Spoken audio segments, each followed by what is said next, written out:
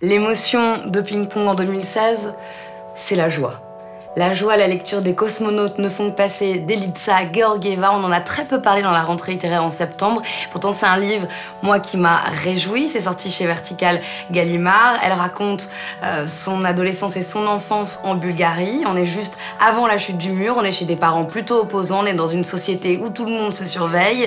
On apprend des rites d'orthodoxie, puis des rites communistes, puis le capitalisme va arriver. Mais tout ça n'a pas de sens à hauteur d'enfant. Et on va se retrouver avec quelqu'un qui veut devenir Yuri Gagarin et qui ne va pas réussir à y arriver. Je trouve que c'était assez rare comme écriture de rire à ce point-là d'une période sombre avec des parents visiblement qui se cachaient en faisant coulant l'eau dans la salle de bain pour pouvoir se parler. Je partage le même choix que Mathilde, mais pour une émotion différente, la tristesse.